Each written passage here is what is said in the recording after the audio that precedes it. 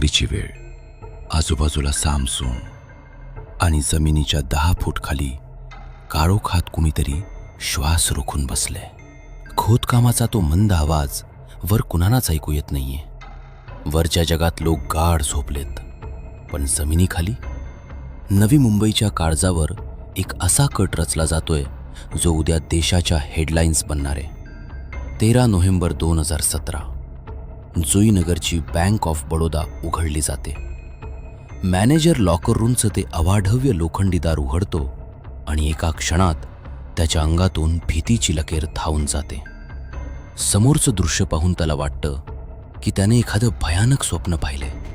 बँकेची कॉन्क्रीटची जमीन, जी फोडणं अशक्य मानलं जायचं, ती जमीन एखाद्या कागदासारखी फाडली गेली होती आणि त्या छिद्रातून बाहेर येत होती फक्त मृत्यूसारखी शांतता. चोरांनी बँकेला लुटलं नव्हतं, तर चोरांनी विज्ञानाला आणि सुरक्षेला जिवंत काढलं होतं. या खेळाचा पडद्यामागचा सूत्रधार होता हाजी सरवन. याने हा प्लॅन 5 महिने आधीच फिट केला होता. मे महिन्यात त्याने बँकेच्या शेजारीच बालाजी किराणा स्टोअर नावाचं दुकान भाड्याने घेतलं.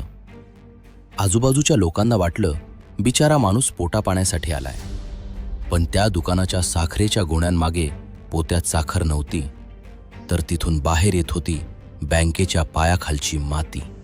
हाजीने मजुरांना दिवसा दुकान चालवायला लावलं होतं आणि रात्री हे पाताळ यंत्री जमिनीखाली भुयार खणायचे. शनिवारची ती रात्र. संपूर्ण जुईनगर गाढ झोपेत होतं, पण जमिनीखाली 10 फूट खोल त्या किराणा दुकानाच्या खालून एक सैतानी हालचाल सुरू होती. 30 फूट लांब, अरुंद आणि तमट बोगद्यात हाजी सरवण आणि त्याचे साथीदार पोटावर सरपटत पुढे सरकत होते. त्यांच्या हातात टॉर्च होते, पण त्यांचा प्रकाश फक्त जमिनीपुरताच मर्यादित होता, कारण त्यांना भीती होती की वर कुणालाही संशय येऊ नये. बोगद्याच्या शेवटच्या टोकाला पोचल्यावर त्यांना समोर दिसली ती एक स्टीलची भक्कम प्लेट. हीच ती भिंत होती जी त्यांच्या आणि 2 कोटींच्या सोन्याच्या मध्ये उभी होती. चोरांनी एकमेकाकडे पाहिलं. त्यांच्या डोळ्यांत हाव आणि क्रूरता चमकत होती. त्यांनी हायड्रोलिक जॅक लावला.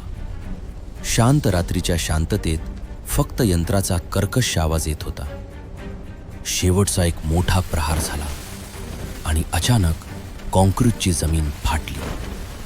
एक एक करून ते चोर त्या काळोख्या छिद्रातून बाहेर आले आणि थेट बँकेच्या लॉकर रूममध्ये उभे राहिले. त्यांच्या टॉर्चचा प्रकाश जेव्हा त्या चकचकीत स्टीलच्या लॉकर्सवर पडला, तेव्हा त्यांच्या आनंदाला पारावार उरला नाही. समोर 250हून अधिक लॉकर होते. वेळ कमी होती आणि काम खूप जास्त.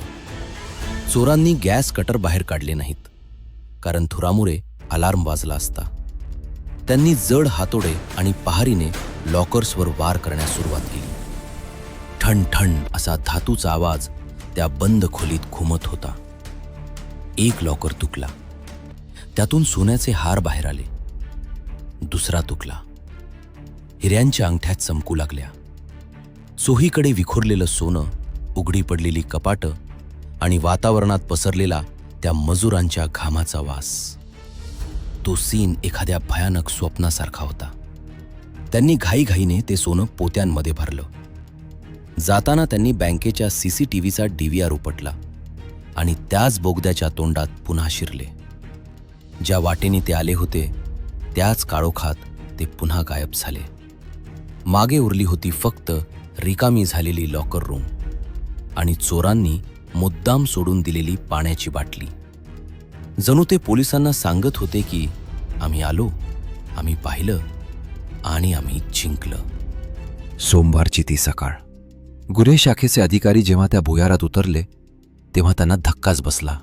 चोरांनी कशाचीही खून मागे ठेवली नव्हती.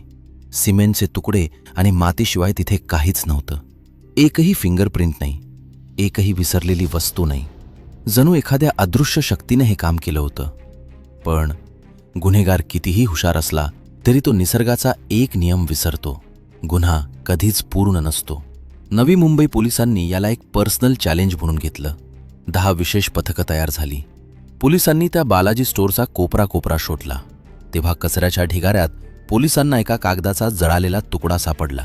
फॉरेन्सिक तज्ज्ञांनी तो तुकडा डिकोड केला आणि समोर आला एक अस्पष्ट चेहरा. पोलिसांनी जेव्हा क्रिमिनल डेटाबेसमध्ये तो चेहरा मॅच केला तेव्हा सिस्टीमवर एक नाव फ्लॅश झालं, हाजी सरवण. चोरांच्या टोळीचा हा मास्टर माइंड होता. पण हाजी आहे कुठे हे कोणालाच माहीत नव्हतं. आता पोलिसांनी विज्ञानाचा ब्रह्मास्त्र बाहेर काढलं. सायबर सेलने जुईनगर परिसरातील मोबाईल टॉवरचा डंप डेटा उपसला. तब्बल 15,000 मोबाईल नंबरचा डोंगर पोलिसांच्या समोर होता. सायबर तज्ज्ञांनी रात्रंदिवस एक करून अशा 5 नंबर्सची यादी बनवली जे चोरीच्या 48 तास आधी त्या परिसरात प्रचंड सक्रिय होते आणि चोरी होताच कायमचे बंद झाले होते. या 5 नंबर्सनी पोलिसांना चोरांच्या सावलीपर्यंत नेऊन सोडलं. पण या कथेचा सर्वात मोठा ट्विस्ट अजून बाकी होता. हाजी सरवणच्या टोळीतील एका चोराने आयुष्यातील सर्वात मोठी चूक केली होती. त्याने लुटीतील एक अत्यंत महागडा नक्षीदार सोन्याचा हार आपल्या प्रेयसीला भेट दिला. त्या स्त्रीला वाटलं हा निव्वळ दागिना आहे, पण तो दागिना म्हणजे चोरांच्या मृत्यूचा सापळा होता. तिने तो हार घालून फिरण्यास सुरुवात केली आणि पोलिसांच्या खबऱ्यांनी ही बातमी गुन्हे शाखेपर्यंत पोहोचवली. पोलिसांनी साध्या वेशात गलिच्छ वस्त्यांमध्ये त्या महिलेचा पाठलाग सुरू केला. ती महिला पोलिसांना न कळत चोरांच्या मुख्य अड्ड्यापर्यंत घेऊन गेली. कळव्याच्या त्या दाट आणि काळोख्या झोपडपट्टीत मध्यरात्री पोलिसांनी सर्जिकल स्ट्राईकसारखा छापा टाकला. चोरांना सावरणंही कठीण झालं. अवघ्या 72 तासात जमिनीखाली 30 फूट बोगदा खणून जगाला चकित करणारी टोळी आज पोलिसांच्या बेड्यांमध्ये होती. 30 फुटांच्या त्या काळोख्या आणि गुदमरलेल्या बोगद्यातून सुरू झालेला हा प्रवास अखेर तुरुंगाच्या थंड आणि अंधाऱ्या काळ कोठडीत संपला. मित्रांनो, ही सत्यकथा आपल्याला एकच धडा शिकवते. गुन्हेगार जमिनीच्या कितीही खाली दडला तरी कायद्याचे हात पाताळातूनही त्याला खेचून बाहेर काढतात. ही इन्व्हेस्टिगेशन फाईल तुम्हाला कशी वाटली कमेंटमध्ये नक्की सांगा. आणि अशाच अंगावर काटा आणणाऱ्या रहस्यांना डिकोड करण्यासाठी आत्ताच सबस्क्राईब करा डिकोड मराठी फाईल्स.